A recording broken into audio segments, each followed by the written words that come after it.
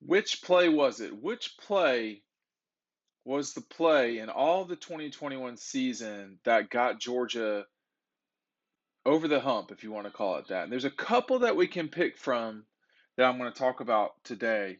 There's more than a couple, I would say, but there's not like 12, right? I mean, there's only so many that you can do. And that's one thing that we talk about in the book here. And if you're, interested in getting it, you can get it right down below. Click the link. It's really awesome. And in putting the book together, one of the tasks that you got to do is figure out which pictures to use, what stories to tell. And there's a few to talk about real quick. Um, I'm going to start with the Tennessee game and the play James Cook, before Georgia gets to the half. And that was with James Cook. And we talk about this in the book. It says 10 plays into Georgia's final drive of the first half. 6 minute got James Cook in a one-on-one. It got James Cook one-on-one outside against a linebacker. It was just the matchup Georgia wanted. Bennett dropped back 3 yards and let the ball fly as Cook was hitting the 12-yard line and leaving the linebacker in the dust. A safety for the Vols was running over to help, but it was too late. Cook had 2 steps, which was 2 steps too many. Georgia was up 24-10, and Tennessee was done. That was a really big moment in that game, which turned out to be, a game that Georgia won going away 41-17. But that play ended the game, and so I think that's one moment where Georgia, uh, you know, continued its forward trajectory. They just weren't challenged for such a long time at the beginning of the season, with the exception of the opener, which came against Clemson, of course. And you can't talk about that game without talking about what Chris Smith did. We talk about this in the book. It's right here. It's on page 7. When Chris got that ball, that was a result of Nakobe Dean's pressure coming up. I can't remember which gap, but it was between. Well, it was, I don't know. It was not from the. It was on the outside, but I believe it was between the guard and the tackle, and they just someone came to the outside and that opened it up for Nakobe, and all of a sudden DJ Uiagalelei is dealing with Nakobe Dean in his face. He wasn't accurate a lot of the night, but that moment he was particularly not accurate, in a bad way. Accurate enough to get the ball close to the hash. I'm trying to remember where Chris. It wasn't on the hash necessarily, but Chris picked the ball off and he was gone. And however many yards, I think it was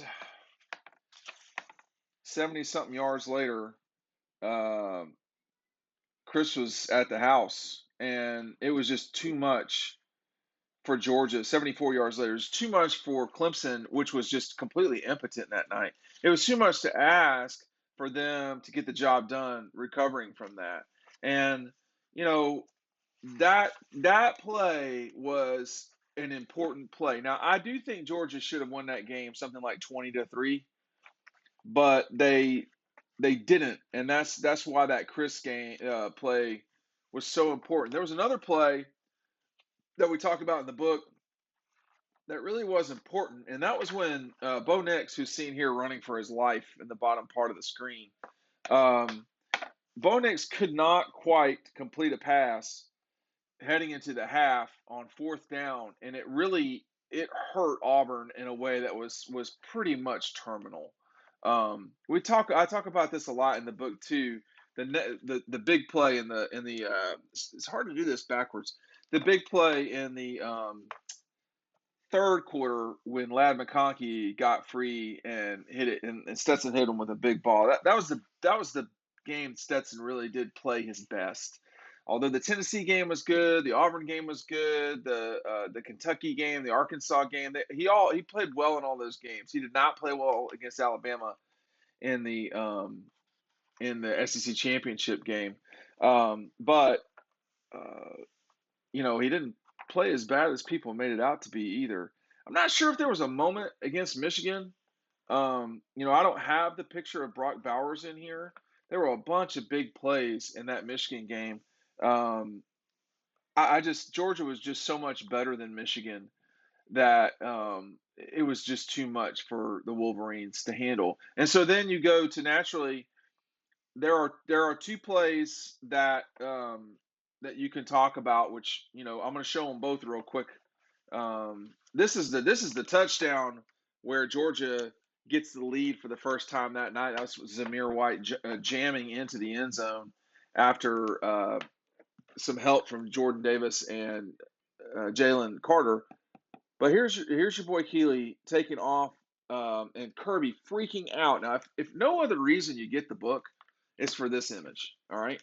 And Ryan Curley shot this. You see Ryan on here quite a bit. And we have a plan at these games. And this is a reason. This image right here is a reason why we have plans. I'm just looking at the picture. It's kind of striking. I've never really noticed this before. I'm going to try to get it up on the screen. You notice every single coach has the same pants. Excuse me, has the same shoes. I'm having to do this backwards like a weatherman. They all have these grayish, things. These are all that, like that right there. You see those Jordans? That's Ben Watson. Okay, Ben Watson runs. Ben, do you watch these, Ben? A lot of former players watch these. Ben, listen, reach out to me through Georgia or whatever. We got to get you on here because I want to talk to you about the moment you jumped straight up in front of me. I was already incorrectly positioned to get this, but I can see your shoes, man. And so a couple of it's got to be, that might not be Ben's shoes, but I got a picture of your shoes, Ben, and they were Air Force Ones or Jordans, one of the two. I can't remember, but they're definitely in my picture because you jumped right in front of it. So that was the play that cinched it. So it's hard to say that got Georgia over the hill, um, but Kirby Smart thinks it's this play. I got to go into one of these days. Matt DeBerry, who's on here all the time too, talks about this.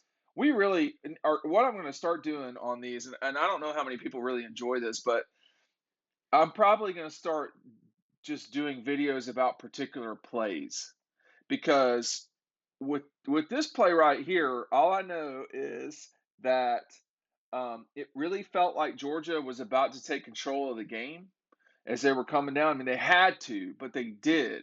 And this play right here with A.D. Mitchell came, and it's hard to remember this. We'll talk about this in the book. This play came just after um, a sack. It was second and long. Now, I don't know how long. It's covered in the book. I can tell you that right now. I can't remember off the top of my head. But it was second and long. And Stetson had just gotten sacked. And so they got a free play because he drew him offside. AD went down the end zone. It looked like one-on-one to me. But there I was in the corner by the Redcoats. And my camera started screwing up. I have 3 cameras with me at all times, and you can't get some of this stuff without three cameras. I'll tell you that right now. But the one camera I was using around my neck, right when I grabbed it, it jumped out of focus. I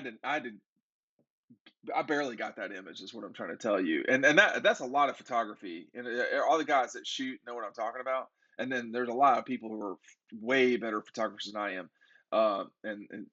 Anyway, I'm not going to get sidetracked on all that, but